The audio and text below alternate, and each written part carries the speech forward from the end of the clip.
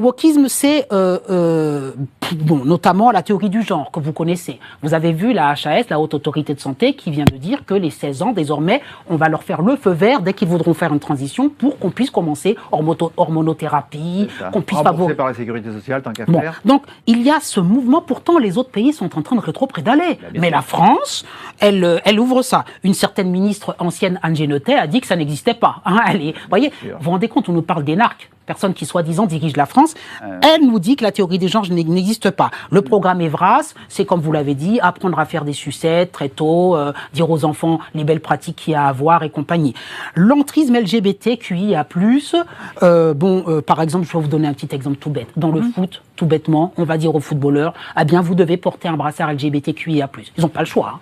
C'est-à-dire qu'une fois dans l'année, il faut célébrer les LGBTQIA+, et toute l'idéologie trans qui va avec. Alors, les footballeurs ne veulent pas forcément le faire, mais ils peuvent pas le faire. Ils peuvent pas ne pas le faire. Et vous savez, les footballeurs qui ne le font pas sont tout de suite stigmatisés. Vous avez entendu le footballeur du PSG, là, l'Africain, pardon, j'ai plus le nom. Monsieur Gay. Je me tourne vers vous parce que vous avez une culture footballistique. Monsieur Gay. Monsieur Gay s'est opposé à ça. Bah, ça a été difficile pour lui. Il a quitté le PSG. Il est parti du coup. Voilà. Il a dû partir. Hein. Voilà. Donc, il a été exfiltré. Il a été exfiltré.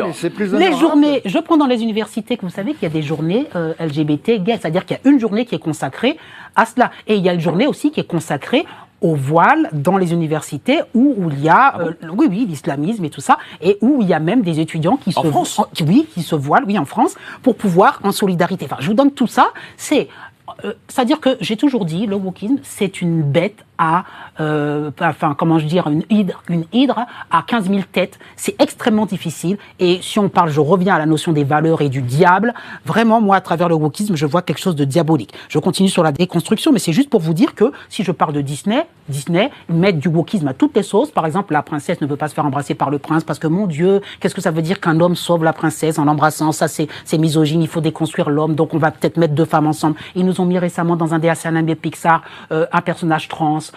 Et ils l'ont mis et ils ont fait rétropédaler parce que le public. Tout ça, vous non, je regarde pas. Je regarde pas. Vous m'avez fait peur. Mais c'est pas. Je m'informe. Oui. Je suis au courant. Mais... Ils ont rétropédalé sur Disney et quand ils ont vu qu'ils font des pertes d'argent colossales, eh bien qu'est-ce qu'ils se disent? On va enlever le personnage trans qui vous dérange parce que le public commence à dire on ne veut plus de Disney. Mais voyez, sinon à travers ça. Donc ça c'est l'inversion des valeurs également.